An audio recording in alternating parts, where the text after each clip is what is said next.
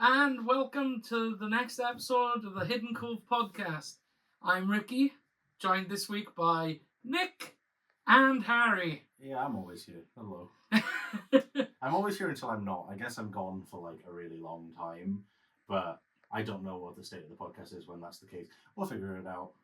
So, this week we took some feedback from people locally, and someone suggested that we do a podcast about the most impactful cards from sets 1 to 4 before they rotate, and which ones we'll miss, which ones we think were the most impactful. It's a very, like there goes my hero. Yeah. Like, Except Hero stayed. Yeah. Because I know you love that card. Yeah, my favorite blue-green. Yeah, we I don't know if we're gonna, are we jumping right into the topic? I guess we are, right? Well, is there anything we need to hit beforehand? No, I'm surprised the video went out on time. That's about it. I think you did a great job. I think it did. Yeah, okay. The little informational thing went out yesterday. That I'm also learning from. This entire process has been quite interesting because it's allowed me to like look at things and go, okay, that didn't work. Okay, this did work. We're actually recording this at a later time, so we have the window open, but it sort of worked out because the leveling is actually okay. We've had issues where we looked a little like we were like Casper the Friendly Ghost and Friends. Like God Brain. I mean, we are geeks. We Yeah. nocturnal beings. Or as in Recess, they used to call them the indoor kids. In terms of because we're in a weird spot with this game now where we have some of the biggest tournament ever is like days away, and like it's gonna be weird that everything changes. So like, because I'm familiar with rotation in other games. I've experienced rotation in Pokemon, but I've never experienced rotation from the first block, right? Like losing that first chapter through Antilus's return. It's such a massive pool of stuff. Yeah. So I know of rotation, but I've dabbled in Pokemon. I play Commander, which is an Eternal format, and the only other game I played semi-competitively was Keyforge, which didn't get to enough sets to have a rotation before. You had to retire your decks after a couple of games anyway, right? Yeah, because of the chain mechanic. So yeah, this is the first time I'm doing an actual standard rotation. Yeah. But like we covered last week, I've been a big proponent for rotation for about 3 sets. Yeah. I just wanted more than 3 months' notice. Yeah. The way they were like, here's half the card pool. Yeah, like, they definitely dropped the ball on it. Yeah, massively so. I think we're all for it. Yeah. A couple of sets warning. Yeah. A year would have been ideal. Yeah, absolutely. Not, by the way, 3 months' time, it's all half of the things you love. No more. Yeah. I don't feel good, Mr. Stark. It's literally like Mr. Smee is actually fading away. But like you've got like Excuse me, have you not seen that Pirate Captain Smee is true. still... True. Pirate Captain Smee is staying. However, that card is questionable, especially when we're losing all of the actions that facilitate it. The thing that's so funny is where like a lot of these cards we'll mention today, like this could age poorly in the matter of 2 days. Like they could, if they actually announce, okay, we have rotation. Like here are some rotation cards, and they're like, Yeah. Oh, did I move the camera? No, that would be me. Oh. I fidget. Oh no, I think I also did it though. You were both playing with... We're on a table that's got a removable top for our game box, and if you've seen any wobble, it's these two idiots playing with it. Going like back and forth. Yeah. Sure. Anyway, so we could look like idiots. Yeah, and if we do, at least I'm less in frame. We have we have like a weird thing where all of these cards that we're going to be talking about today, there's some of them that I think we are pretty like, well, why is the word not coming to my head? Certain? No, the unanimous. That's the word. Yeah. It's been. I don't know why. It's like 9 p.m. It's like there's cards that like we don't want back, 100%. and if they come back, it's like It's going to be Problematic. yeah. And there's stuff that we will probably talk about here that they'll be like, and it's getting reprinted, and if that's the case, great. You know, but at the same time, I tell you now, if they reprint Cogsworth, I'm done. that's the final straw. Because set 2 Cogsworth, they're like, no, there's too many warded characters in this format. No, they've decided Cogsworth wasn't good enough, so they combined him with the muses. Yeah. Oh, no. They're now at 2/5 because the 4 health just wasn't enough. And requesting for 1 wasn't enough. And also they can bounce 2 characters instead of 1. And also 3 strength, because why not? We have I guess we're kind of rambling around the point because we've all come up with lists. Long lists that we're going to try and squeeze down into a top 10, I guess. Yeah, like a collective top 10 or like an individual top 5. If we don't get 5 each, I'm sorry. We're trying to say at least a little bit on time. We'll have a ramble about that. Yeah, and I'm going to put this out there now that I put out a list. Because we've been talking about it through the day on our group chat, and I had someone said, "Oh, but was something that impactful?" And I think we've got to go past the point where, yes, there's things that are impactful that we are just going to ignore. So things like Rapunzel, Maui, and things like that are just, they're going to be missed. Some of them are overpowered and won't be missed. But if we're missing anything like that has been a staple since set 1, it's because we know everyone knows what they do.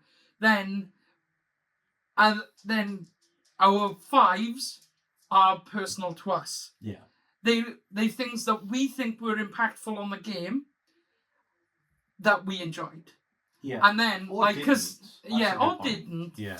And then I also put together what I thought was a top 5 of the most impactful cards that from set 1 to 4. Yeah. I don't know if you guys agree, but I would have gone with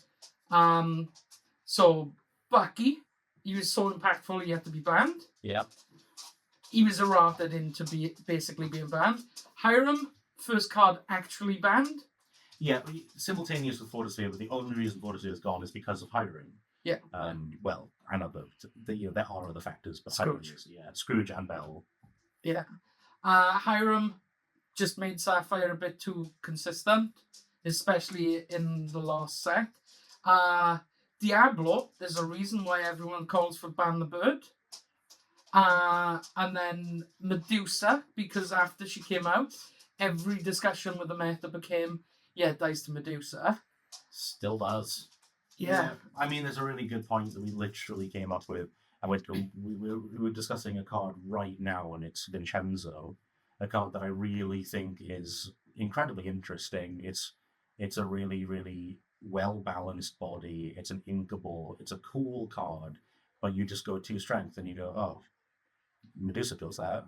Yep. And it's like, it's the same range as Medusa. Like, this card is bad because Medusa exists. And then 5th one is Muses. Yes. Yeah. No arguments from me there. I think maybe that's the first card we should probably openly talk about, because we already mentioned it kind of with the whole blue-green bouncy thing. It's the card I would say, personally, if I was to give you like a individual card, if this wasn't a top 10, if this wasn't a top 5, if this was a top 1 card, it's the Muses. Which I've never really seen people online say the words, okay, the Muses is the most blessed card in this engine, because everybody always jumps to Diablo, everybody jumps to Bucky, everybody jumps to the Hiram engine, all these cards that are like, they're insane. But Bucky was a problem with Ward. Yeah. But if they take the Ward off him, I don't think he's a problem. Yeah. Even though I don't play green, I've never had an issue with Diablo. It's a very strong card. Yes. There are ways to deal with it. He's still kill on sight, but there are so many answers to him that no one's ever been like, I can't deal with him. And that goes across multiple colours as well, because there is usually a way. Because you're going to be in one of the colours that can deal with him. We're now at a point where, like in Set 4 when Diablo came out, I understand Diablo being an issue. Like, we didn't have as many tools, but the tools that are most used to deal with Diablo were introduced in that set anyway. Yeah. Brawl, which is a card that we might get to. Peter Pan's Shadow Finder is a card that also deals with Diablo directly. Like, there's these cards that, there's counterplay. That's the difference. Yeah. But Muses is just overtuned. Yeah. It's no need for it to have, like, why has it got 4 health and Ward? It's like they designed the card without Ward, and then a week before the card shipped, they were like, let's put Ward on it. You know, like, that's because it has all of the tools to be fantastic, even without Ward. And then they were like, this is push it. This is a card that people aren't going to tap. You can't target it. So, what it needs is 4 health so that it takes 2 grab your swords to get rid of it. Yeah. Would you be in favour of a very, very light nerf in that the bounce effect could only affect opponent's characters? So it would stop a lot of shenanigans on your own side of the board? That'd be a bit better. I'd still think 4 health is... Like, I don't mind it having Ward, but our indirect damage things are always 1 or 2. So it just takes so much to get rid of it. Yeah. I think the fundamental thing about Muses is if it was a 2/2, it would still be busted. You know, like, it doesn't need the health it has. It even, like, in a way, actually synergizes with Rapunzel. Because there's turns where you can swing it into something and go, I want to draw cards. Yeah. And then play a Rapunzel. And granted, that combo really didn't come up that often, but there were people that played Amber Emerald Discard. I played Amber Emerald Discard a lot. And Amber Emerald Discard is fundamentally built around 1 card. And there's a deck that I'm currently playing, which is Emerald Sapphire, and it's built around 1 card, and it's the Muses. Every single thing that deck does is entirely reliant on Muses bouncing one of your cards back. Same applies to Amber Emerald. When you would discard, you'd bounce the aerial back to replay the aerial to dig more. And you'd repeat the cycle over and over. Your Exerted Singer was unprotected. You bounce it back, and then you'd be able to protect it again. You just have so much utility whilst also being completely protected. It's one of those cards that whenever you tapped, I want to make a deck, it's going to be green and something. Yeah. The first 4 cards in the deck were more than likely the Muses. Yes, yeah. Especially if you played songs. If you had any intention of playing even like 8 or more songs, I think you're always considering Muses. There are decks that I love that are entirely reliant on Muses. Well, you both play the Muses quite regularly. Yeah. And you're admitting that it's a broken card. Yes, yeah. I mean, Emerald Sapphire, and it's an unpopular opinion, but I think Emerald Sapphire is a bad deck without Muses. Like, Oh, yeah. Emerald Sapphire as a deck, I know the Clarabelle Ramp deck saw a lot of success in the last 2 sets, but they were all missing what I really love about Emerald Sapphire right now, which is this interactivity. Like Muses, and basically the reason why Emerald Sapphire I'm loving it so much right now is the set 1 Lady Tremaine, the Do It Again 1/5, and the reason why that card is so obscenely powerful is because of Muses. So I'm like, oh, I can't deal with this location. I'll get a You're Welcome from Tremaine, and then I'll sing the You're Welcome with one of my characters, and then Muses will immediately bounce my Tremaine back. So you can't remove my Tremaine.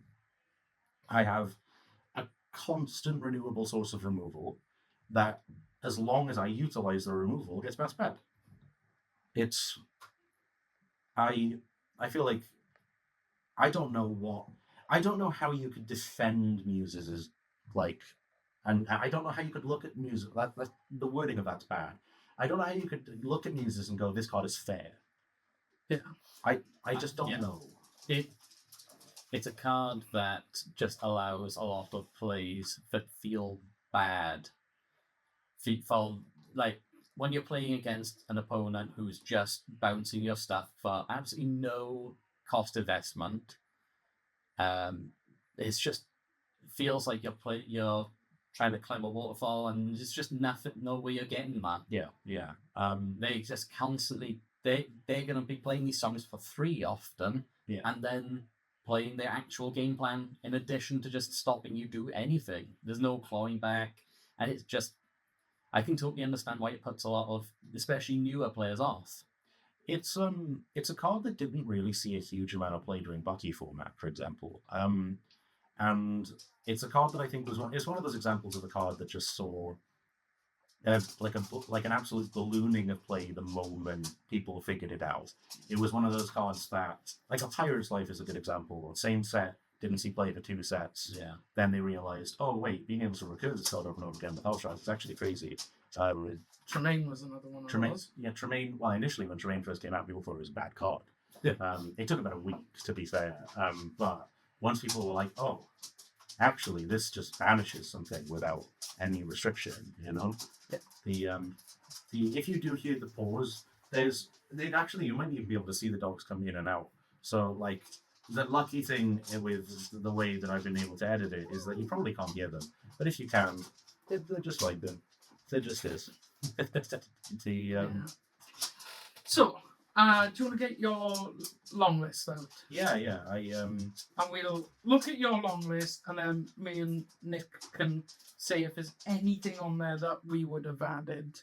Yeah, So, mine.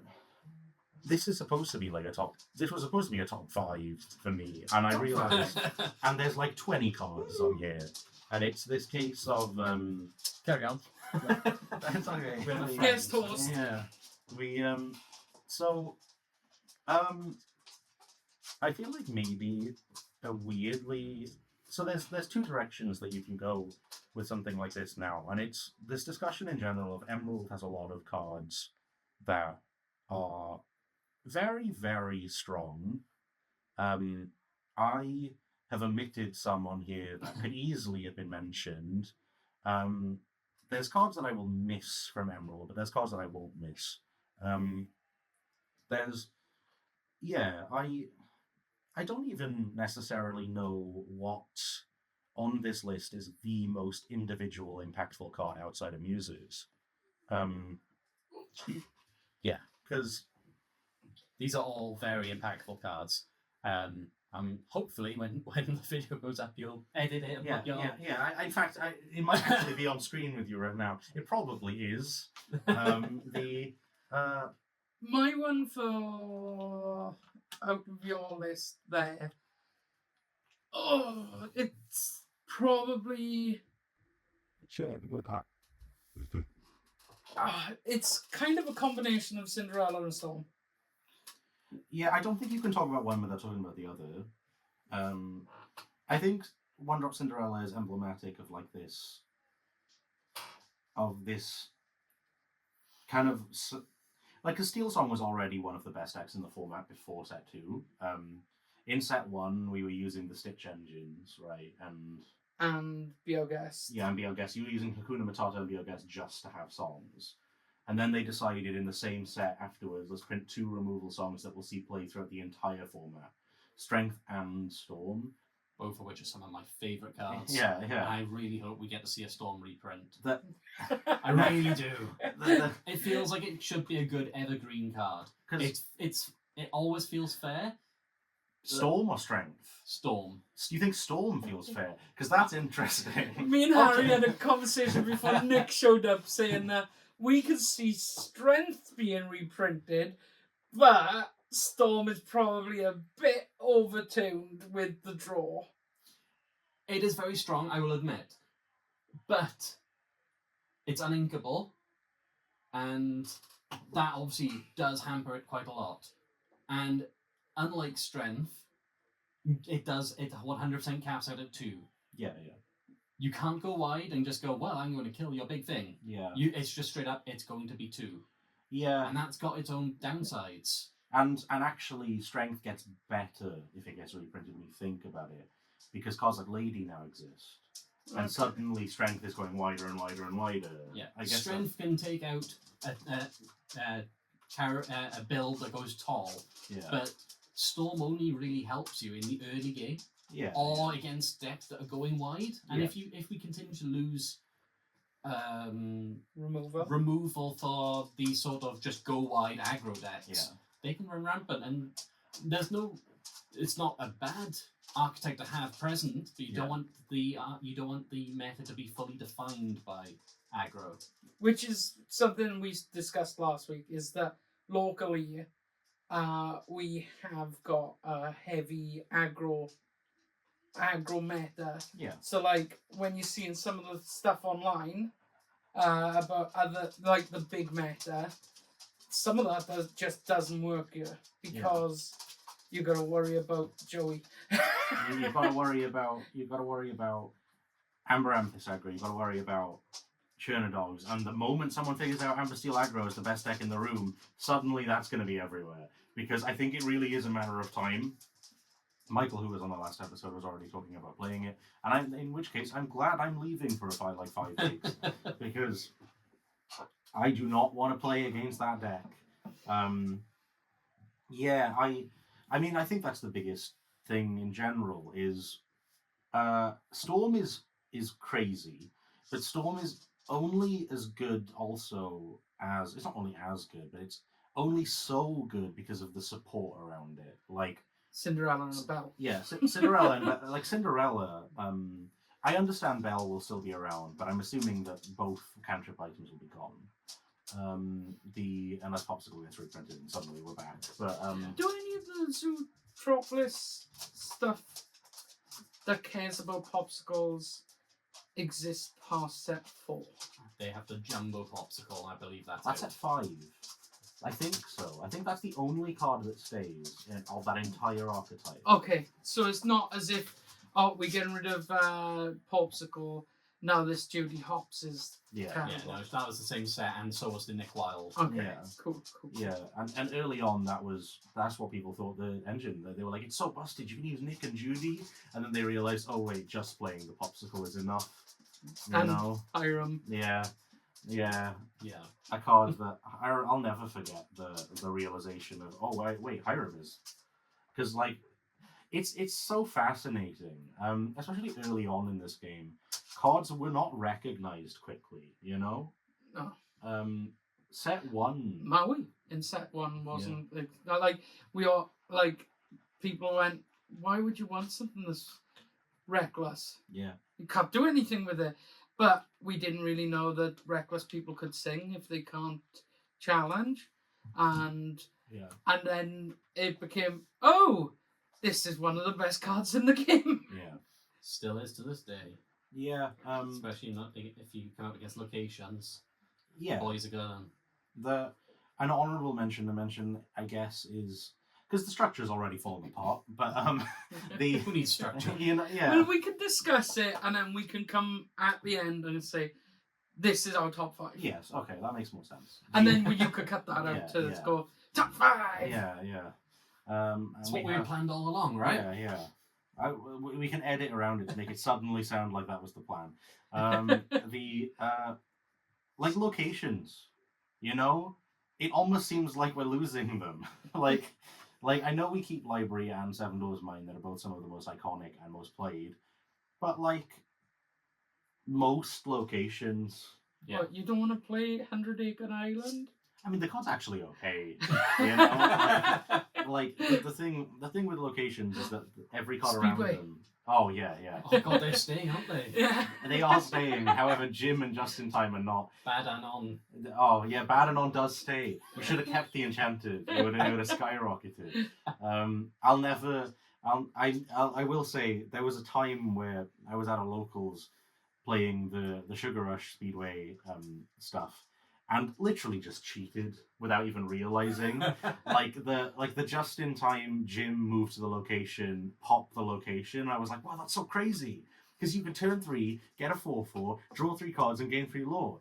But that's absolutely not how the card works whatsoever. You need to move from a location. The location you have to move from another location. And I was like game 2, round 2 into this local and realizing, oh, I may have irreparably cheated. like this is so bad that I think it completely influenced game 1. And then I quietly never played the card again. But yeah, we lose Mukduk Mana, thank God. Who thought 9 health on that thing was good? I can't believe it is good. That's the Yeah. problem. I can't believe they printed it. Like, I get it because they wanted to print a location that was actually good. But Agrabah's in the same set, and Agrabah's really balanced. Yeah, Agrabah always feels fair. It's not impossible to get rid of, but it also doesn't feel like you're wasting your turn playing it. If Mukduk Mana was to come down on 4, I don't think you'd think much of it. No. But the problem is, at 4 in Sapphire, until recently, that was a highly contested spot between Grammatala and Hiram. Yeah. And so you wouldn't play your Mukduk Mana there, you ramping up, and after you've played something big like a Tamatoa and stuff like that, and things that are going to eat removal, the turn after you go, Mukduk Mana, and they go, oh. Yeah. And one of the things that absolutely does come up is your opponent can establish a huge board, and you have a big Sisu on board in Ruby Sapphire, and you can go, big Sisu Sting B prep, Mukduk Mana, pass. And it's like, I gain 6 lore return, and I also have super goofs in my deck. Like, deal with it. You just don't. You just lose. Like the amount of times I've lost, and it happened literally, this is a very recent pain for me, because on Friday, Jordan Beck, we're looking at you. we had a league that was just, I played against Ruby Sapphire twice, and I lost to exactly Mukduk Mana twice. And it was this case of top deck, it's a Mukduk Mana. And I finally remove it after like 4 turns, and they're at 16, and I'm like, okay, I've stabilized. And then they top deck a Sail, and they're like, Sail? It's a Mukduk Mana. And they play it, and then the following turn, could you have guessed, it's another Mukduk Mana. And it's just like, okay, I'm not winning today. I'm just not. But like, that's the problem, is that you never see it on 4, you see it on 8, and there's usually 2 of them, and it's a bloody nightmare. Although it is other locations, Queen's Castle. I think Queen's Castle is a card that kind of fell off really hard. It was replaced with a library. Yeah, but the thing is, they're both insane. Yeah. Oh, yeah. Like Castle is, again, Castle's in a really interesting position because it's a card that is contested by neighboring cards. For a long time it was just Rabbit and Goat, but now it's Rabbit, Goat, and Genie. So you have some of the and in Blurple you've got Tala on that spot as well. And these locations, especially if you can't ramp, I don't know how impactful a location is outside of a control deck. Well, I say that, and Amber Steel aggro locations did really well. Pride Rock was also a very good card. Yeah, exactly. That's another insanely strong card. Yeah, they are good locations. Maybe Hidden Cove. Oh yeah, The namesake. I kind of forgot. Maybe we should mention that one. Because that was a card that when it got revealed, I was like, this card's crazy, and nobody was like talking about it. They were like, oh, it's just a location, who cares? And then they were like, oh, now my Diablo can't die to Brawl.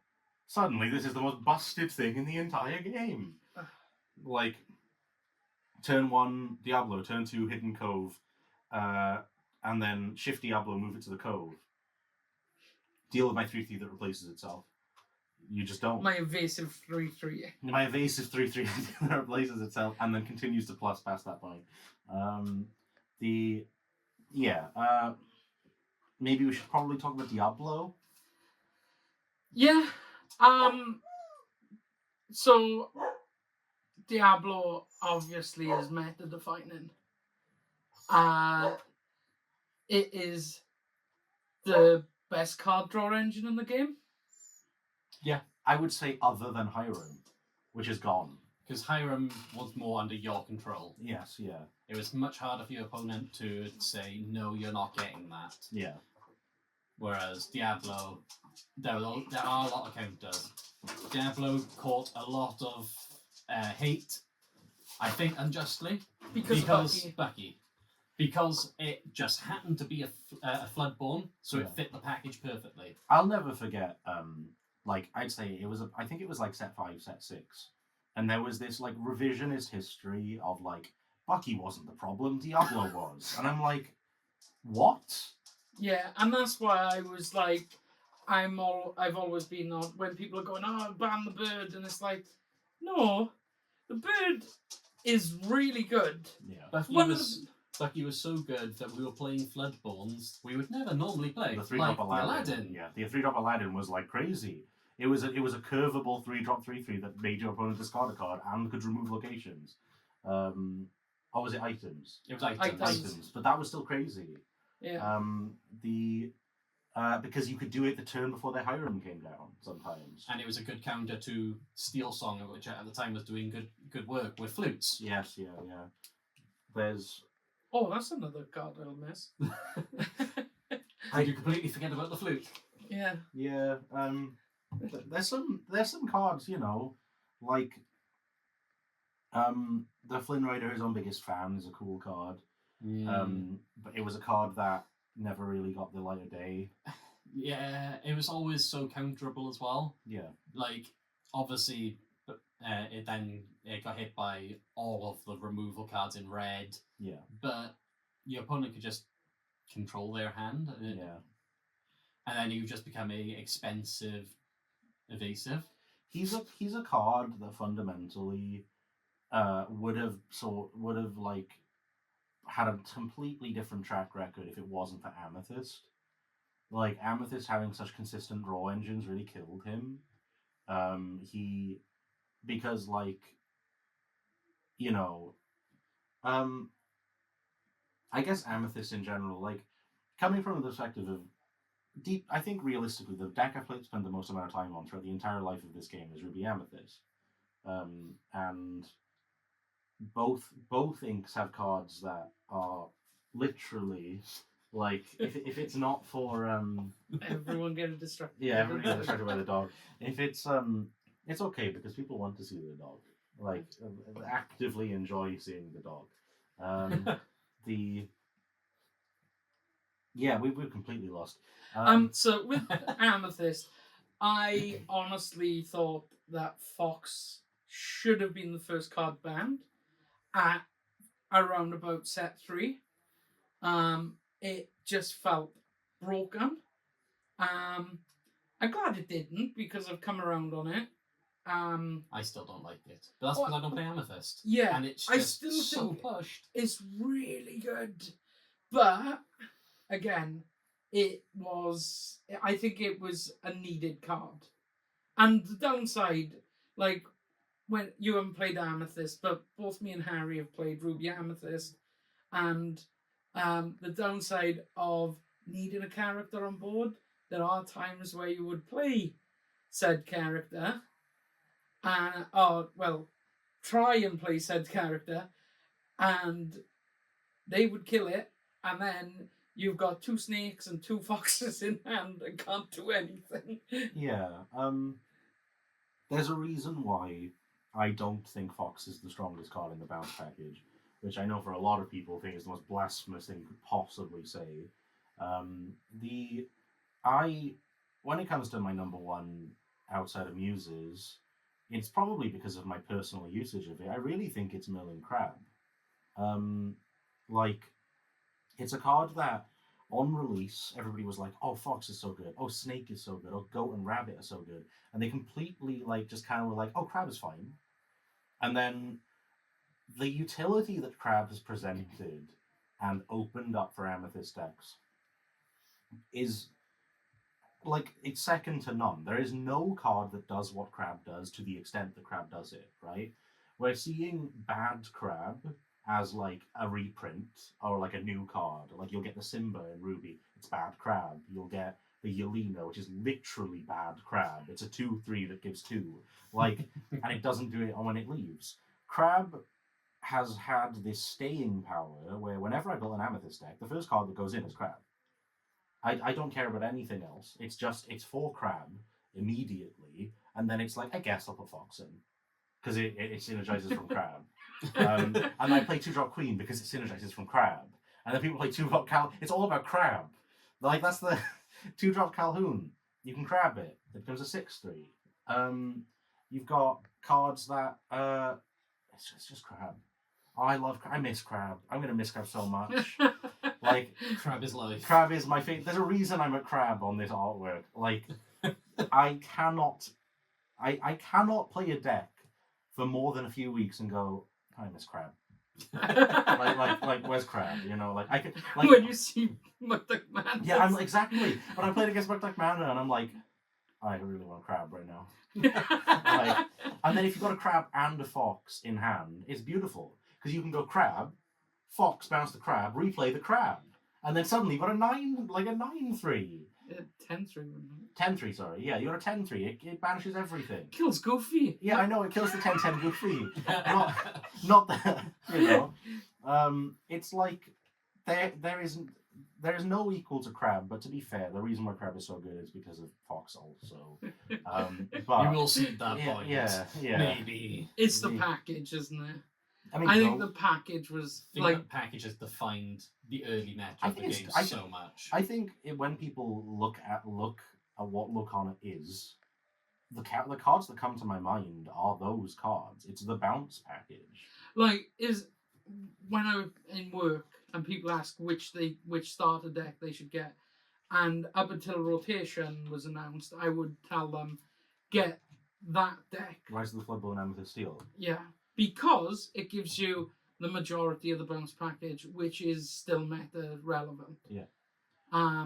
So like that's how good that was. But I think we are missing a card that needs to be talked about. That is absolutely devastating that it's going away. Robin Hood Daydreamer. I will say I was a proprietor for Robin Hood Daydreamer in set 3. I was playing my Emerald Steel and I was like, what top end piece does this deck need? Just a 4/5 the quest for 4. Like, that's all it needed, and it was perfect. It didn't die to Medusa. It didn't die to Medusa. Which is probably the one. Have we already done the Medusa? I don't think we've even done Medusa yet. Yeah, so that was what I was going to bring up, but I just wanted to drop in Daydreamer because it's got the best art. Yeah. Apart from that one. Yeah. It's out of shot. It's the enchanted. It is the sharpshooter. The Robin Hood has had a weird up and down with cards, hasn't he? He's had some insane cards. The blue one saw play in set 1. Yeah, it did. I played it a lot. I played a lot of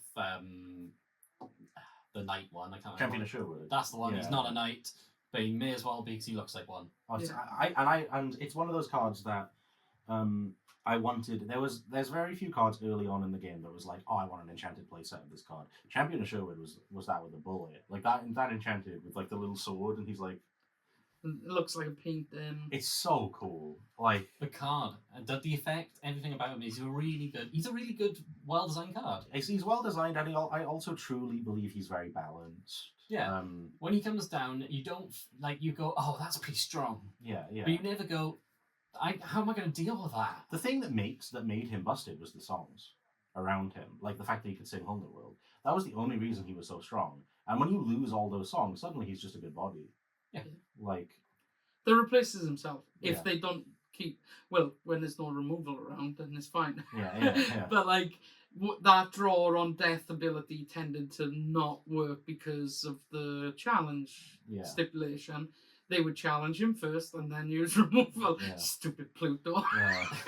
Well, he is an instance of the trend that stopped after a while, and I think we're seeing majority of them rotate out with this block of steel characters in that 5 to 6 lore slot that are just good, solid characters. Yeah. Characters like Robin Hood, like Tinkerbell, like Beast. Yeah.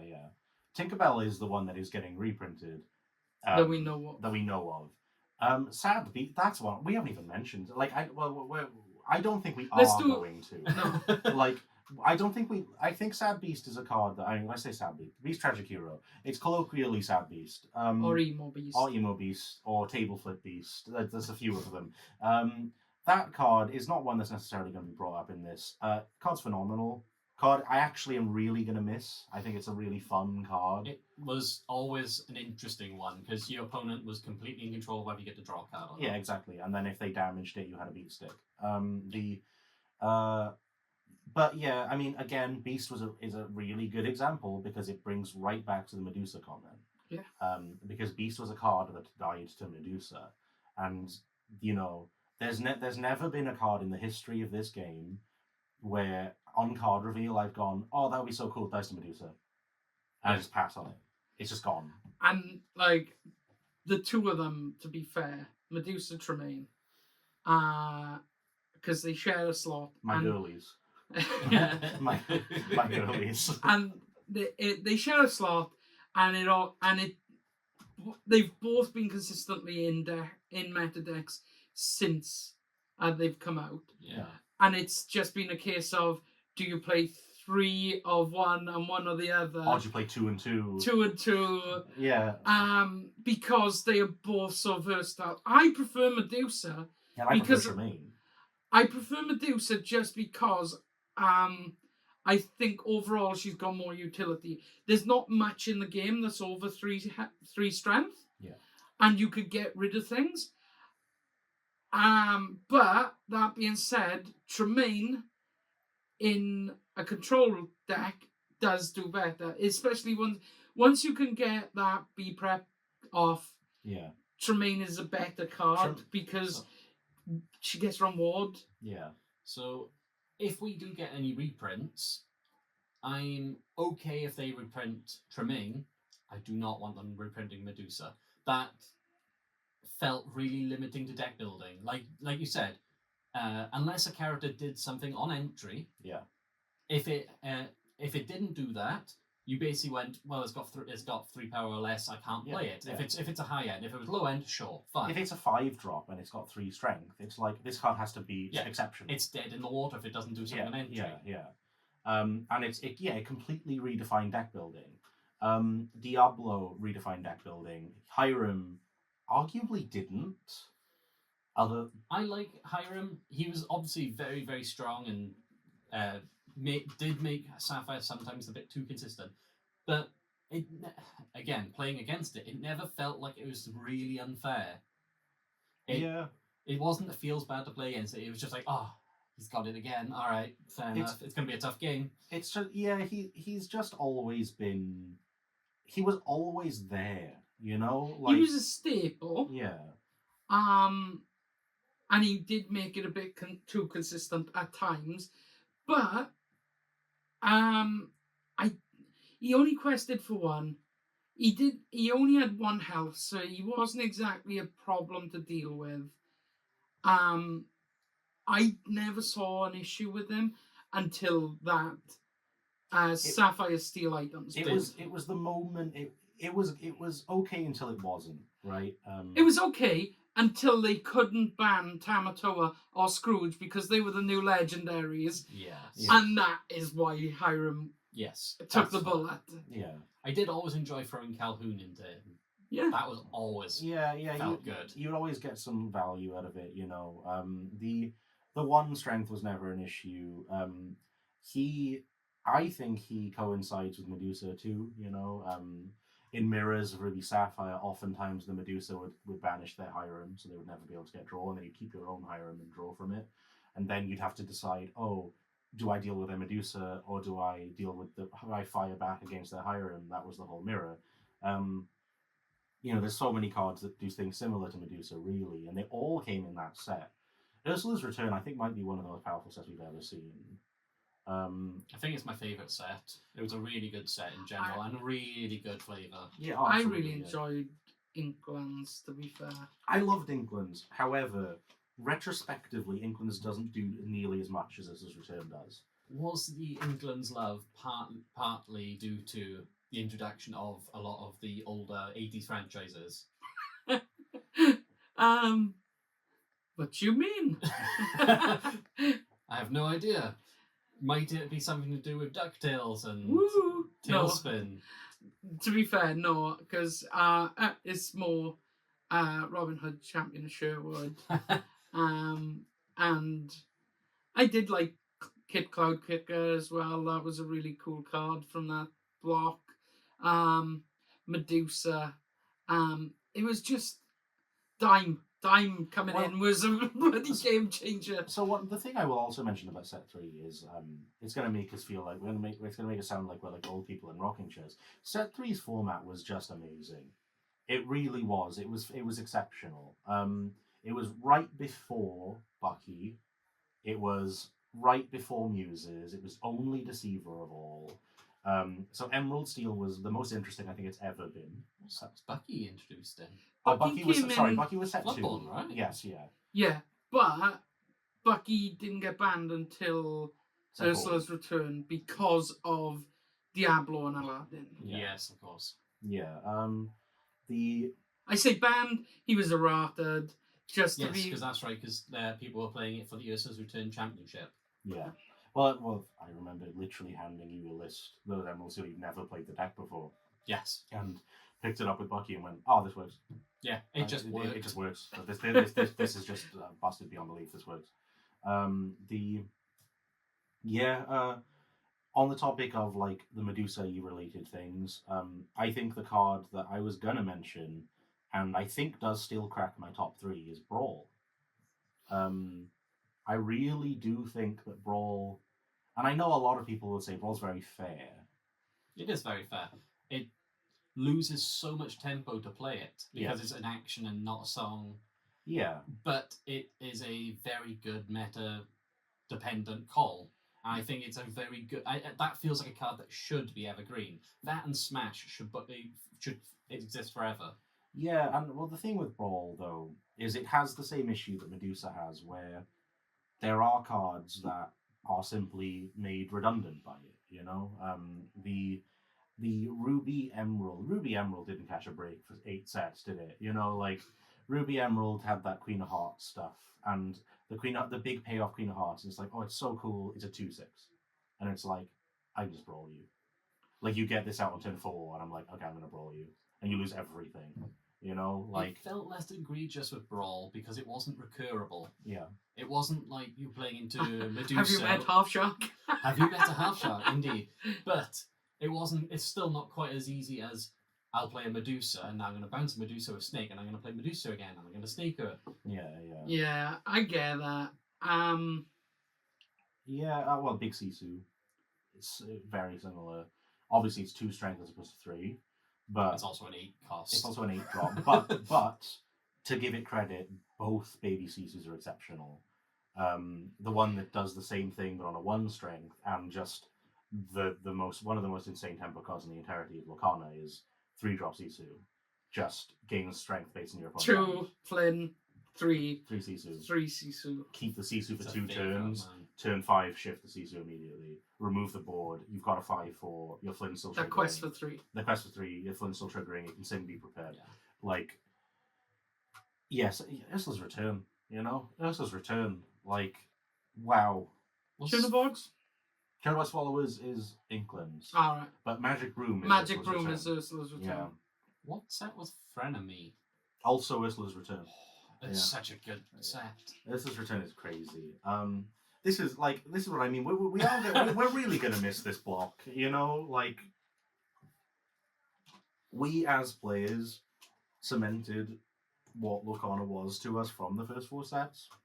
You know, I wasn't really present for set 2. I know, Nick, you weren't present for set 1. Yeah. And then Ricky, you've been through all of it. You're like the Vietnam War veteran. You are rock, how constant. Yeah, so like, I can't really remember much from set. Fox is set 2 meta. It's just like Fox. From my understanding, set 2 meta is just Ruby Amethyst. Yeah, there was a lot of Ruby Amethyst in the room. I can remember being really excited for the introduction of discard mechanics and going out of my way, buying everything on release and being like, oh, I'm going to rock up, play this deck. and played 1 week of it and went, I can't play this again. Everyone looked so annoyed. I'm putting it away. Yeah. It doesn't help that Discard is really fun in this game.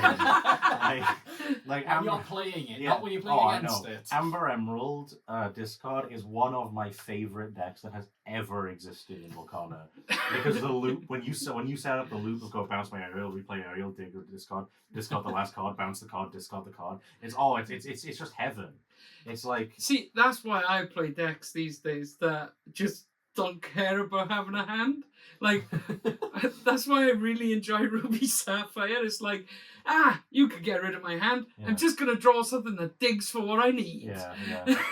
And then Diablo doesn't draw from it. So, like, Diablo, you didn't care about Diablo either. You know, you'd go like, my Tala's fine. My Tala's not getting bounced by your muses. Well, that's a 3/3. You know, like. And it lets me look for something that I might use. And then, like, I find out how far I'll go, and then she can sing the how far I'll go. Granted, you wouldn't dig for the how far I'll go because they'd rip it, but you know. Yeah. Like, the discard mechanics, great, it just feels bad. Oh, yeah. The moment they release a semi-viable mill deck, I'm gone. I'm done. That is my jam, and I can't wait. I really hope it Or a group comes. hag deck. Spiky. I love a good spiky deck. Of course you can draw cards. It'll hurt you, but you can draw cards. Now, I think You're Welcome as a card is perfectly set up for that. And Clarabelle is pretty much the closest we've gotten. There's a reason I really like Emerald Sapphire, because I can You're Welcome all your things. Now I can bend to my will and you don't have a hand anymore. I did it. I've done it on Locanito so many times where I've got my opponent to 14 cards and they're like, oh, you can't do anything. I just got bent to my will, and then it's just like, your opponent is connected. And it's just like, you know what? Yeah. That's fair. So That is a complete tangent, yeah. So what big ones have we missed? I mean, I'm going to throw it out there. I know that you guys don't want to talk about it, but I am going to really miss Deceiver of All. One of my favourite cards in the whole game. I don't think it's a card where I go, oh, this card's overtuned and busted. Because yes, the card is strong, but to do what she wants to do, she has to tap. So she's going to give you an opening. Yeah. That's what the thing is. You have to make her count. And ironically, the thing that made her so busted was Muses. Yes, because you could bounce it back. You know, and Cloud Kicker was beautiful into that. When your opponent went first and they went turn 3 Deceiver of All, and they're like, oh, I'm set up now. And I'm like, no, kids. Oh, it was just wonderful. It was... it was a kill on sight card. Yeah. But, like I said in the chat earlier, someone said, in a group chat, someone was like, it wasn't that impactful. And I went, no, you weren't playing in that meta. To be fair, yes, they jumped in set 5. They played set 1. Yeah. And then they came back in set 5.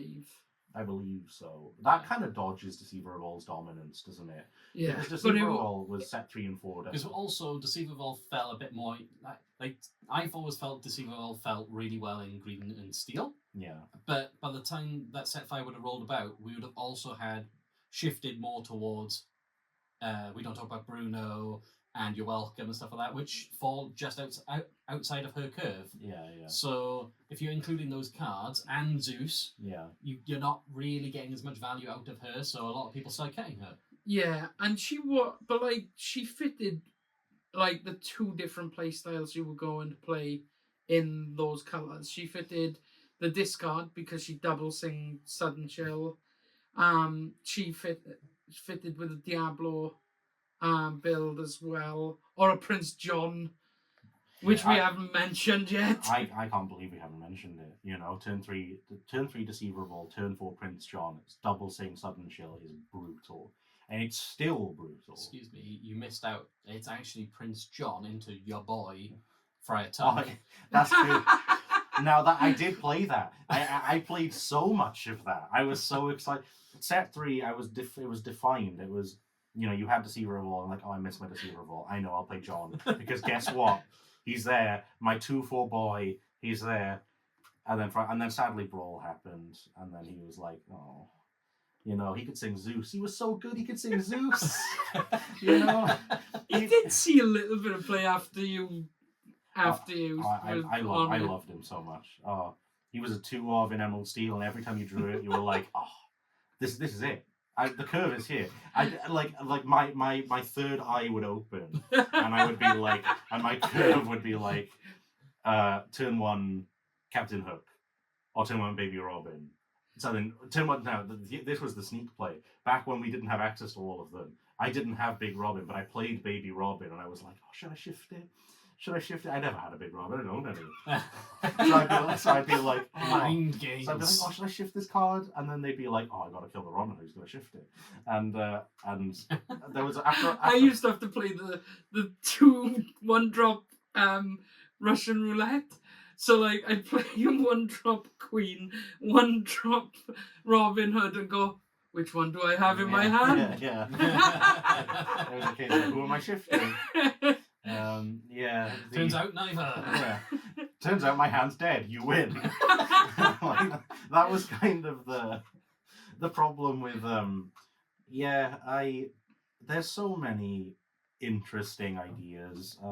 We've really kind of opened up just talking about this has become less of like a let's like definitively rank and more of a let's ramble. Let's reminisce in our old rocking chairs about set 1 to 4. Yeah. We can still do what we think would be the top 5. Yeah, we can end with it, right? Yeah. Like I said, what I think is the most impactful 5. Yeah. At the start of it, and then once we get to the end, we could just go, yes, moves 5 times. Yeah. I think there's actual argument for if you're making a constructed like list of top 5 cards, even if you include the obvious picks. I think it's Be Prepared, because a card we also haven't spoken about. Be Prepared. I mean, Be Prepared's defined the game since the beginning.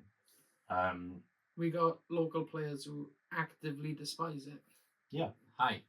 I am one of them. Yeah. But I was thinking more Callum, but I will cede that it is a very important card. I just feel that it allows certain decks a little too much freedom, I guess. Yeah. Like ramp to 7, board clear. Now I'm just going to play 8 drops onwards. Yeah. And the thing is if that is, let's say Ruby Sapphire does survive in that scenario, sure it loses its item package, but a lot of the cards that are really good don't involve items. We know the Monstrous Dragon is being reprinted. I never minded Monstrous Dragon that much. Like, it was strong. But it's part of that control package of ramp to 7, clear the board, yes, pop the thing. It was always the big. thing you play. It still never felt as horrible to play against as just ramp to 7, then Medusa from there on, or Tremaine from there on. Yeah, it's interesting because like I played Ruby for most of the game now. I've not played much Steel at all, and I'm on the other side of I'm in a room with an Emerald Steel player and a Steel Song player effectively, and I'm like I like my bounce package, I like my Be Prepared, We also both play the colour that you hit quite regularly. Oh, I like just Amber. To clarify, Amber Emerald discard I love. Amber Ruby I actually really like. But Amber Ruby is a really fun deck. Yeah, it's just very honest. Yeah, that's another color combo that loses like everything. Yeah, I played it at the end of set 1 because Nick wanted my green and steel cards. I went from Ruby, Emerald, Evasives.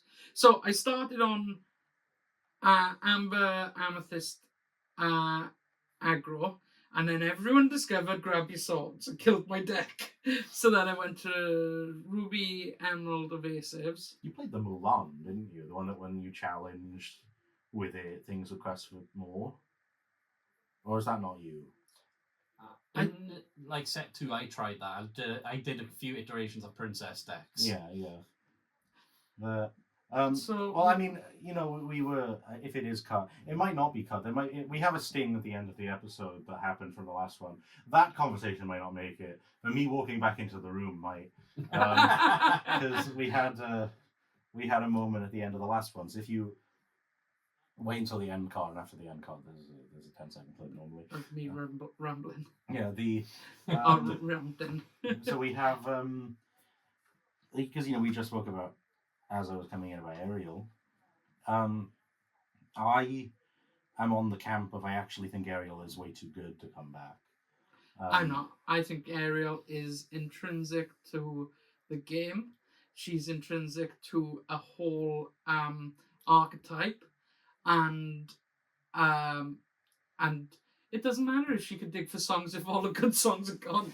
Yeah. I think I would be happy enough if they just reprinted her effect and removed the singer element. That would be fine. Yeah. It's just that I think the reason why I want to see her or a card in the same vein return. Ariel at home.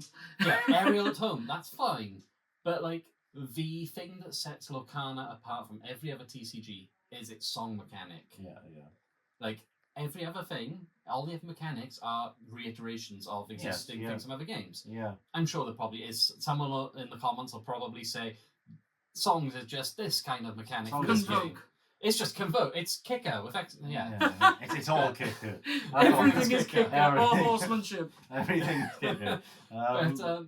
But it's the thing that makes Lorcana. So, and it's also one of the reasons why I'm quite sad we've not seen very many songs in recent sets. Yeah. And it feels like they're moving away from that thing, which obviously a big part of Lorcana is we're all Disney nerds, kind of, and we like to sing the songs. Yeah.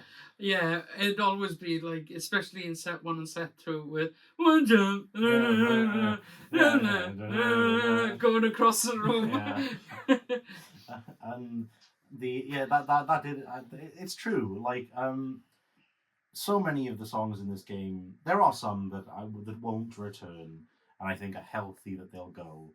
I think Let It Go is probably one of them, because Into the Unknown is a thing, and Into the Unknown is just a more conditional Let It Go. It's Let It Go at home. It's Let It Go. I mean, there's an argument it's maybe better in some ways though, because it's on a 3-drop song. Yeah, but it has to be against an exerted. It's got to be against an exerted character. It's got to be in Blood Bowl. So you got 2 massive conditions. They are massive conditions, but it feels fair and it feels like a good addition. Yeah. Some of the at-home versions very much feel like an at-home version. Yeah. We've had some good songs. Like Heffalumps and Woozles is a good song. When Will My Life Begin didn't really see any play, but that's a decent enough song. I've played it. Yeah. But mostly because I'm in Green Steel and I like double singing songs. Yeah, I'm Still Here is it's a special place in my heart because of what the song is too. Any card that draws a card to replace it, gonna be decent. They figured that out. Once they printed cards like Heffalumps, we started to figure out okay. That one's for you, Steve. Yeah.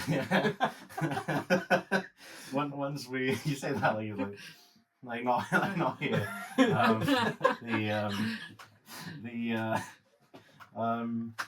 It's funny because he'll either have seen this and recognize it or will never see it. One of the two. This is. I love this because it's derailed so much, but it's done it in a way that it's like we've just spoken, so it works. Yeah, we've been having a conversation about the meta and cards that are potentially rotating out. It's the I remember, but as a podcast, that's what it is. You remember Maui? Yeah. I remember Maui. No, well, the cards you remember are the ones that don't see play anymore. So it's I remember 2-drop Gaston. I remember Prior Tuck, My Beloved. I remember Hans was one of mine. Hans was. I always saw Hans, and I was like, I should buy a playset of that card. It was £16 at the time. LeFou. Although LeFou is an example of a card that I don't see how it doesn't see play anymore. Yeah, but I'm not thinking about the good LeFou. I'm thinking about the 2-drop quests for 2, Oh. you're just playing him because he's aggro. Yeah. I forgot about that. Yeah. Bumbling fool. He did have another effect. If you had a Gaston. If you had a Gaston. Wait, no one had Gaston. Yeah. Yeah, it was before we were even playing Gaston. Yeah, it was. That's another card that I'm gonna miss. Which I would be very happy to see return is set 2 Gaston at Diggs. Diggs for 3. it 6 didn't- drop. Diggs for 3. Oh, the blue one. Yeah, the inventor. The one. Genius. I've seen it so much. Yeah, to be fair, it hasn't seen play since like set 2-3.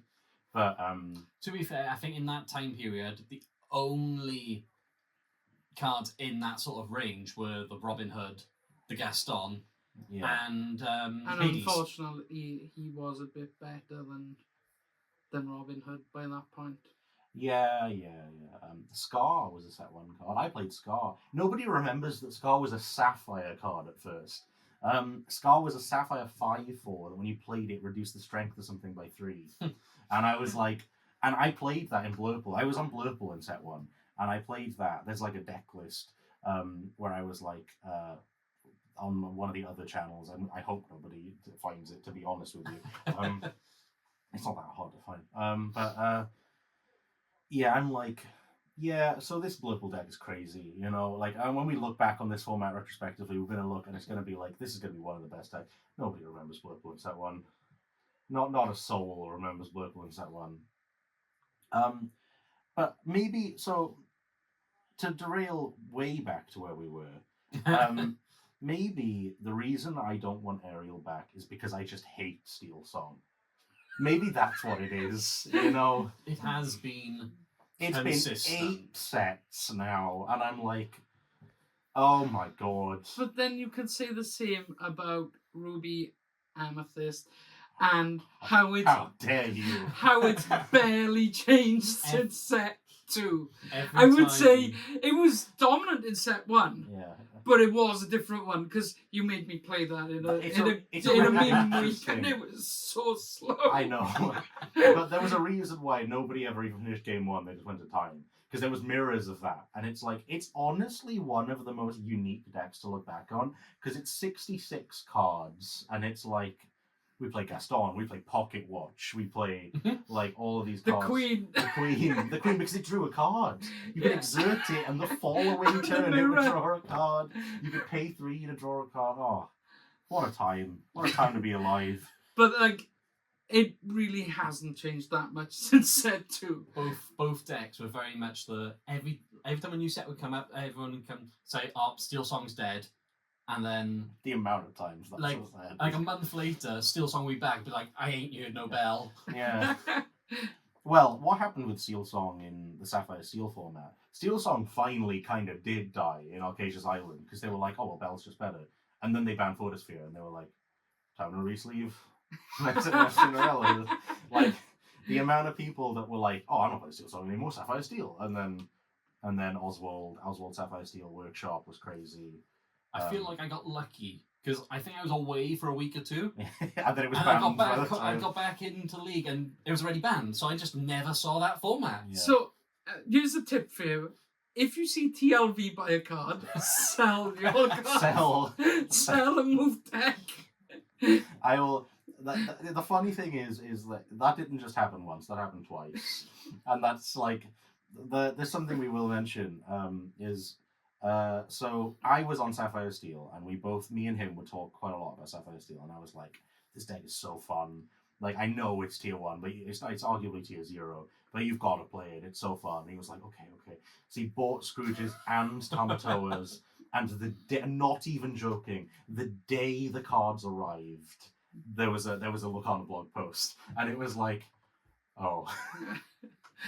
To be fair, he didn't actually really lose that much money in the end because No. only Scrooge dropped. But I think Scrooge is still playable. Oh, yeah. It's just not at what it was. yeah. And then he did the same with Rapunzel, and then the announced Yeah. rotation. Yeah. So going back, so like, yeah, and then you've also got with the aerial thing, all of her hits are going. Yeah. So, all the songs that Ariel is famous for singing in The Little Mermaid, like A Whole New World. Yeah. Let the Storm all the Rage On. hits, Along came I Zeus. remember when she's talking about how we've got to defeat the Huns, Oh, when she was world's greatest yeah, criminal yeah. mind. Yeah. When Ratigan was talking about, because that song's dark. I love that film and I love Ratigan. I'm sure that might come up as a topic at some point when we talk about that card and my absolute failure of Ratigan. But the World's Greatest Criminal Mind is dark. It's like he's talking about drowning orphans and widows, and like Ariel's like like singing it, and it's like, and not even with a target, just No. so that you could go, and then I'll use my flute. yeah. She would sing about killing people just to flute. Yeah. And then God forbid when they found out you could do it with Queen. Oh no. Oh, Steel song. I'm gonna stomp on it. I can't wait until it goes.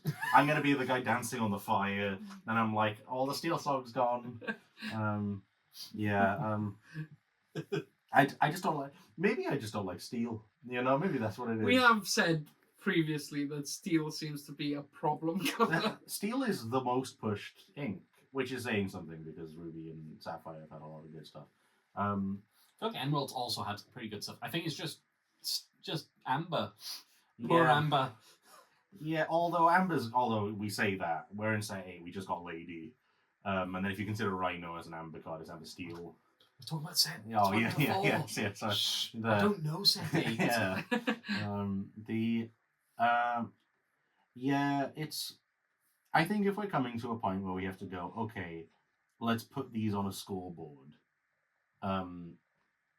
What's the most impactful pieces that will go? I mean, I think we're all, even if it's in no particular order, I think we're all in agreement that the Muses is on there. Yeah. I think the Muses probably take the top spot. Yeah, I wouldn't be that surprised if number 1 is Muses.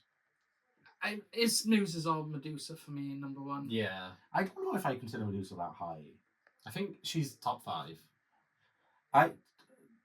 Maybe again, it's my bias of I played Medusa so much. Like, but then I don't know, because there's cards I played that I would easily, like I played Muses and it's number 1. I don't know, Medusa for me cracks like maybe 5th. Like maybe. I just think she defined the meta for so long. Which is my argument for Brawl. But I guess maybe... I feel like Brawl was a very good reactionary card, but in a vacuum, didn't do that much. Yeah. And in most decks, it was just ink. In most games. I guess there's an argument that Medusa has never been really bad in a format that Brawl has. Yeah, it's like Brawl is a reaction, I would say, because like getting rid of that bloody Flynn Rider before it can get low.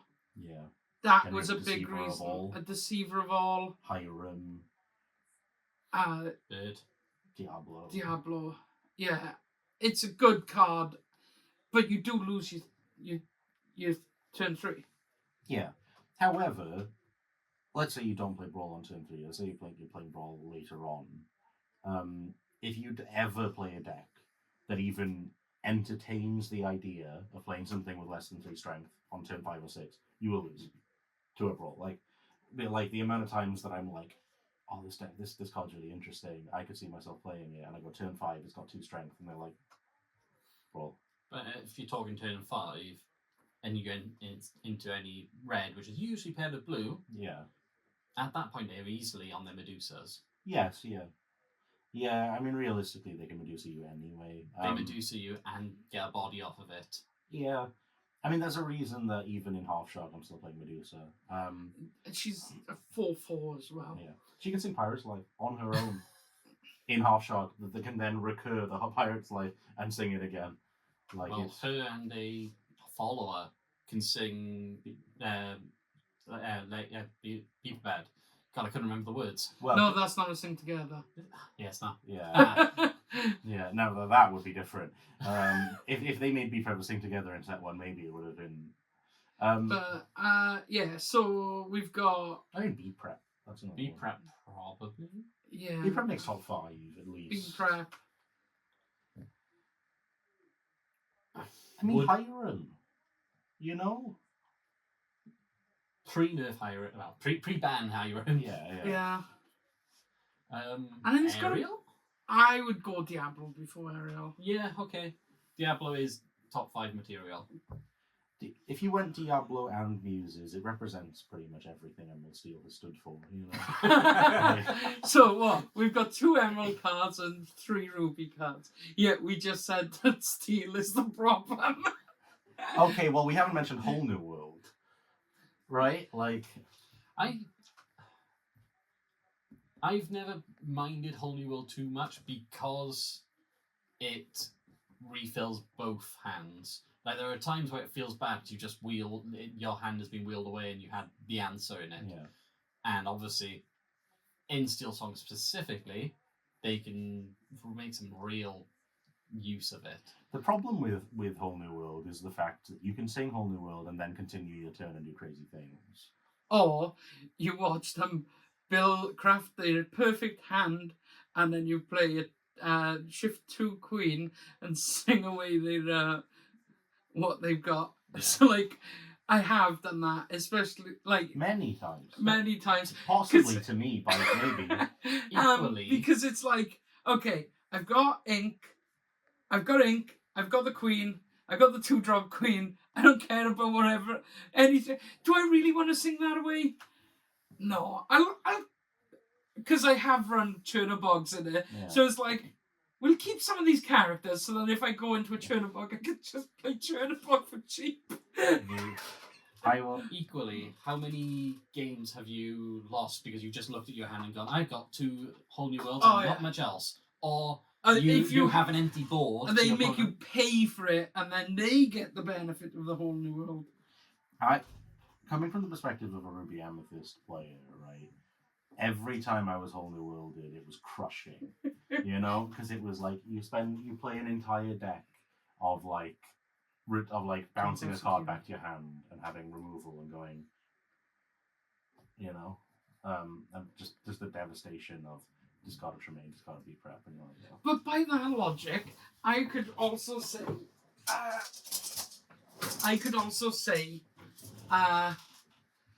Bruno, because do you know how many times I have held cards that just didn't have discard package, but like specifically Bruno, because it's like, okay, I gotta keep a card just in case they Bruno me. Yeah. Sudden chill, Bruno. Oh yeah.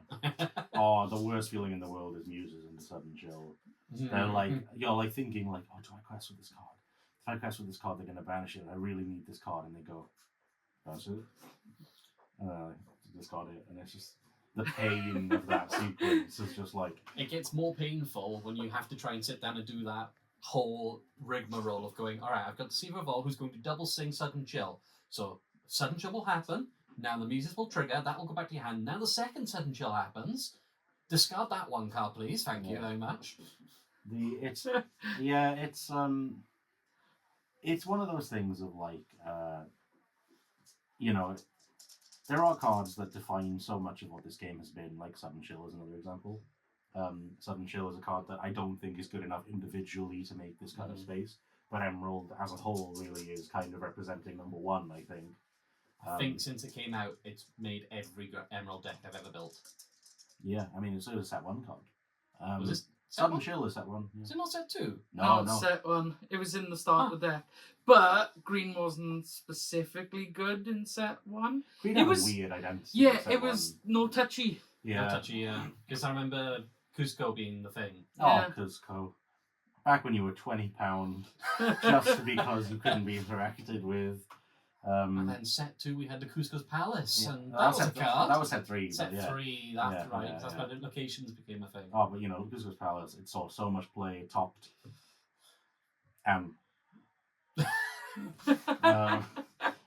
It topped the list of cards that Nick pulled. It's on the list of cards that you pulled that was stuck and also got lost.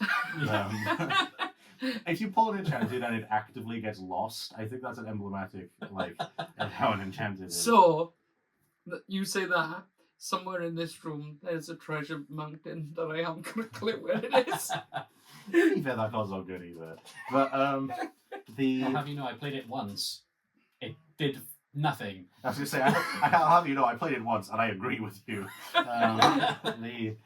But, okay, let's put muses on it. This is like a Mount Rushmore almost. Let's put muses on it. Let's put Be Prepared on it. Let's put Ariel Spectacular Singer on it. Right. But then, again, you're also representing One Drop Cindy, and I don't know if One Drop Cindy... I think One Drop Cindy should be on there. I feel like I Ariel was feel- more Yeah. impactful because she fished those songs out and sang the big songs. Although One Drop Cindy has seen success without Ariel, and Ariel has not really... Well, Ariel has always seen success, but One Drop Cindy is one of the best going first options this game has ever had. Yes, if I'm in Amber and I'm not specifically doing aggro, I think she's the first card that goes in the deck. I mean, it helps that she's at the top of the list anyway. Yeah. But And also an argument is that even in aggro, you know, like you can play aggro and still have a little bit of removal, and it's still phenomenal, you know. Even if it's a tie between those two in that same spot. Yeah, I would say that Cindy suffers from the similar to Brawl in that Cindy is so good because of Storm and the cards that she utilizes, whereas Ariel, even if she doesn't hit, still sings stuff, and there's nothing really that she can't sing in Steel Song. And then you could shift her into Sonic Warrior. That stupid card. Which we've got to mention because otherwise Michael would be upset. I hate that. But you could shift her into Sonic Warrior, which then lets you sing songs and then do Smash. Then king things. well, that card as well won him the championship over me last Michael month. plays or month weird before. cards. I know. 0 to Hero. Yeah. I still don't agree with 0 to Hero. Just saying. I want that on. No, just in time though. Just in time. You pay 3. You can't sing it, but I don't know. I like just in time. 0 to Hero. No, I'm not a 0 to Hero. I enjoy it. I'll say turn 3 just in time. Play Jim. Cheat Sugar Rush Speed Pay. Illegally draw 3 and gain 3. You know, you can't beat it. You can't beat it because it's not possible. It's almost like they thought of it. Yeah. I mean, even still, 3-drop just in time, Jim, RLS Legacy. Yeah. Was crazy. It is 2 uninkables and a 5-drop, but still. We'll waive that one. It's fine. Yeah. So, I think Ariel would just edge it out for me for that. So far we've got a green Uninteractable bounced package. Well, Muse is uninteractable. Yes. Sorry, I was thinking if we went color identity for each of the heads. Oh yeah, sure. You've got the green in Muses. Red is B Prep. Well, other colours. Yeah. If you're representing the colours with like a card, then sure. But if you're representing the colours with an identity, Emerald, I think, is just a pain in the arse. You know, like, have you ever played against an Emerald deck and not been like, Oh no, he's staying. Never mind. It just feels as if he's been around because since. of Pete. I know everybody, you're like, oh wait, he's going. Oh wait, no, he's not. The joy and euphoria that enters your body when you're like, Pete, he's leaving, and then it's like, oh. Not only is Pete staying, but a shift Pete that makes him even better is also staying. That is perfectly on curve with him as well. Yeah. Oh my god. But like, if I'd come up against the people that my deck was built for constructed at Expo, they would have hated me because they would have dove for you. Yeah, because it was basically there to go against Steel Song and things that like that sort of thing, and it was like turn 1 Diablo or whatever it was. It was maybe Clarabelle. Oh, Little Clarabelle. Yeah. But it didn't really matter on turn 1. You could Turn- skip your turn 1. Yeah. You could literally play nothing on turn 1 and still be fine. Turn 2 was Deceiver, to rip a song out of their hand. Turn 3, Pete, so they can't do anything. Turn 4, Gantu. Yes, Gantu's really good. Turn 5, Big Pete. Yeah. Turn 6, Sing You're Welcome with Gantu, bouncing himself to play another Gantu. The deck, It was just there to really make people go, I hate you. Yeah. I hate you so much. well, It was a purposely built deck that we tried to build a green deck without including Diablo, Deceiver Vault, and Muses. Yeah. Yeah, and it ended up just being. I mean, it played my one of my favorite cards ever, which is Clarabelle. That wasn't even the line because you went turn 1 Clarabelle, turn 2 Deceiver, turn 3 Pete, turn 4 another Pete, turn 5 refill your hand with Clarabelle, so you'd have 1 break hand, Yeah. and then they'd be 1 off B prep, and then you'd go turn 6 Pete, and then they'd be like, oh, finally. But then they've got like 8 hearts in their hand because they can't play their actions. When we discuss sets 5 to 8, Yeah. the first card on the list is Pete. Oh, 100%. But then, we say Pete Steele isn't pushed, and then arguably three of the cards on that list, Doc, Pete, and mine, and then Clarabelle, which is also typically paired with Steele. Oh, yeah, Blue Cow. Yeah. Yeah, so let's get it back to So if we just do 1 from each colour and it'll be a top 6 that you can put on. That's a good Yeah. Top 6. So for Amber, I'm gonna say Ariel. I agree. I will be the outlier, and I'm gonna say One Drop Cindy. Okay. That's fine. You can. I'm sure when you make the infographic. Yeah. Amethyst. You just say bounce package. Yeah, I would say the bounce package. I would put Fox as the Fox is representative the face of it, the I think. of the package. There's a reason it's the only one that's never cut, right? Yeah. Yeah. Yeah, but crab. Crab. Then it's Fox. Emerald. Muses. Muses, yeah. Muses, undoubtedly. As much as I love Diablo and Deceiver Vault, it's got to be Muses. Yeah. Ruby. B-Prep. Yeah. Well, B-Prep. it's the ladies, my girlies. The 2 girls. Maui. Yeah, but I don't think Maui's fair. I don't think Maui is even in the ballpark of those cards. Like, I think Maui's insane, but you compare them to the necessity of B-Prep and the utility of those 2 girls. Yeah. Like, okay, I think I'd put. I think Maleficent Medusa. Before. You think Medusa's more impactful than B-Prep? No, well, yes, because B-Prep is something you can't build around. Medusa has changed how you build your deck. So Medusa's changed how you built your deck. B-Prep has changed how you fundamentally play Lorcana. Lorcana, since the very beginning, has been a game with Be Prepared in it. Alright, I'll concede. Yeah. Flip side, Medusa's a character. She's got a face you can put on Mount Rushmore. Yeah. How are you going to put Be Prepared? You could You be put the Scar. mountain. Oh, Scar. He can be the mountain because the mountain is in the shots. It's Mount to Be Prepared. Okay, Sapphire.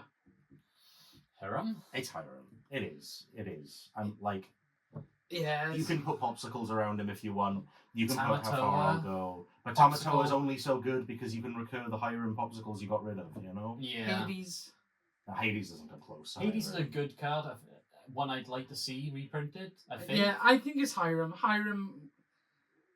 The only thing that's getting close to Hiram or Popsicle would be maybe 4-drop Grammatala. But that's because she sings How Far I'll Go. Yeah. And then Steel. Steel feels a tough one. Steel is the hardest one to pin down individually. I think if I were to give you a definitive answer, because Steel is as a card Steel as an ink is based Cindy is only on this is only even considered on this Mount Rushmore because of the Steel songs. Yeah. I feel like is it just Whole New World? Steel is just a collection of very good cards. I feel like it has less. It's a great support. Yeah, colour. it's rarely the star. That you could never build a mono Steel deck. Well, maybe you could. I don't know. I feel like you could never build a mono Steel deck. It'd be tough. It wouldn't know what its identity would be. Because we are seeing some new good value Steel cards. Like, if you were to build it, it would be what? Forceful Duelist as your 1-drop. Smee is your 2. Oh, we didn't even talk about Smee. Smee might be the best character. I'm gonna be honest. Let's put Smee as. I think it's Smee, isn't it? Because it's the best 2-drop in the game. Yeah. It's a 2-drop 3/3 that goes for 2. Yeah. And it's inkable. Deceiver's also a very good 2-drop. Deceiver is, but Smee in a vacuum is still phenomenal. Yes. Like Deceiver is good because of songs being good. Deceiver is good for ripping the card. Smee is good as a character in his own right. Yeah, like he comes down. Like traditionally, you would play Forceful Duelist on turn 1. Smee turn 2. Smee turn 2. So then you were getting an extra turn out of Smee because they would have to take out Forceful Duelist first. So then because if you don't take out Forceful Duelist, he's always trading up. Yeah. Yes. And then Smee after that he starts pinging himself. Value engine. Like Smee and Hook were the very first example, and arguably still the only real true example of cards that thematically are meta defining together. Like Hook Smee was there. In set 3, I played Emerald Steel because of Hook Smee. Like Emerald Amethyst was arguably as good. I thought for a long time, probably until Chernobog's Followers, I thought that Forceful Duelist was the best 1-drop in the game. It's another card we didn't even touch on. There's just so many. Like Chernobog's Followers. Yeah. One of the most impactful 1-drops ever. But I think Smee is actually probably it. Okay, so we've got Ariel or Cinderella, Bounce Package with the fox's head, B-Prep, the mountain itself.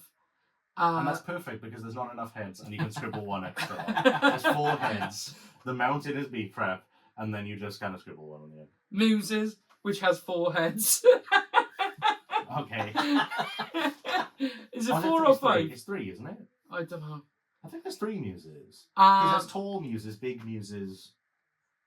Are you thinking of the fates? So there are 3 fates. Oh, there's 3 fates, isn't there? I don't know. Then Hiram and Smee. I think that's a pretty good list. Yeah. I mean, if you considered any of those individual cards and you were building a deck within those colours, you would play those cards. If you could play all 6 colours, would you have all of those cards in it? It's a good point, actually. I don't. Well, you'd definitely be playing songs if you were playing Muses, Ariel, Cinderella. Well, that would mean that you would not be playing Popsicle Fortisphere. So you wouldn't be playing Hiram. Because you can't play Hiram anymore anyway. Yeah, I know. You play your 100-card Highlander deck. It's fine. Yeah. But if you got rid of Hiram from that, I think that's the only card that doesn't fit because Hiram requires something else, and songs are already you're not losing much for playing songs. You play Stormrage on because it cantrips. You can play the ramp to get to. That's actually a good point. I wonder how awful a 6-ink format would be. Yeah. I think that's kind of. That was a very roundabout, incredibly rambly, and all-around chaotic way of describing. But at the same time, I think what it's really done has given us a little bit of a 90-minute, however long it is. It might not be 90. I think it's probably. It's probably about that. Of talking about just kind of reminiscing, and in a weird way. Because yes, we still have 8 weeks, but I'm not going to be here for 5 of them. You're not playing as much weekly, and there's a lot of the times that you don't get a chance to play as much weekly. Yeah, I've got a couple of weeks where I've got my nephew's stag do coming up. Yeah, I've got other things happening. Like those 2 months will go. You know, Yeah. like they will come and go, and suddenly all of these cards will not be present. Well, until they reprint all of them. Can you imagine if all of the cards we mentioned today are all in the 102 reprints, and it's like, Should we do a challenge? If we can find a week where we're all together going to League, make each other a deck. I'm worried that it would just be Emerald Steel. That's the thing. Oh no, it's gonna be meanier than that. Yeah. I've done that plenty of times. I've gone, Harry, make me a deck. My favourite thing I've ever done ever was you were like, Harry, make me a deck, and I just gave you set 1, day 1 Ruby Amethyst. Yeah. You played 66 card Ruby Amethyst into a room of someone playing Pete. Yeah, again, here's an example of a podcast that is absolutely completely fallen apart off the rails, but in a good way. Yeah, I don't think we were as concise as we wanted to be, but I think the way we did it freeform has given a more overview. Like, we've hit on cards that we wouldn't have hit on if we had just come in and gone, these are my 10, do you agree? I think it's been a better conversation for it. Yeah, I think we would have also come up with a lot of overlaps in our 10s. Yeah, well, yeah, I mean, fundamentally, I think we'd all be like, here are my 10. It is Muses, me, Ariel, and Cindy. Do you agree? Yes. Thank you for watching. And like that's kind of what it is, you know? Like, you know, we are pretty unanimous on a lot of these, but there's a lot of them we do fundamentally disagree with. I can't wait for Steel Song to die, or for me to be incredibly sad because on Sunday of the championship they're like, look at these reprints, Ariel, Storm, Zeus, Strength, they're all back, and I'm just like, and like, you know, like the Ren and Stimpy of like the guy sat up in the bed, like with like the existential, like, I want, what's the new rarity? Iconic is the top one. What's the middle one? Enchanted and Epic's the bottom. Epic. It's Epic, Enchanted, Iconic. Legendary, epic, enchanted, iconic. Yeah. I want an epic Ariel sensational singer. Well, we're getting you know, the Tinkerbell reprint has the borders that the Lilo has, you know, in the gift set. Okay. It's that as a reprint. And we're having the Elsa Oh, the Fifth Spirit one. Fifth Oh, Spirit one. Fifth Spirit. that's the 5-drop Attack, 2/5. Five drop Yeah. Lurk. Oh, I hate that card. I love that card. Oh my god. I think it's Okay. because We've reached 20 low. It's time for us to get out of here. So, thank you for watching. If we don't cut it, if I don't step in and cut this now, we will ramble forever and ever and ever. This is the reason why when we recorded this over Discord it was impossible. Because it would just be like, oh yeah, and that thing, and then it would be the next, and it would just flow. So, thanks for watching. Leave a like below. Leave any questions. We didn't get to the question. Never mind. Next episode. There was one question we got. Okay, No, we'll quickly hit that. No, it's okay. Oh, it's long enough that it's... Okay. Yeah. Yeah. So there we go. Do all of the like the bell, smash the subscribe. Smash the bell. Punch the bell. Sing Storm bit on the bell. inappropriate. Bell. Sack the popsicle. Play the bell. Ring the bell was a card as well, wasn't Rip it? the bell up. Yeah. Storm out of the room in a strop. Let- Take 2 let- damage but draw a card. Let the storm matter, please walk out of the room.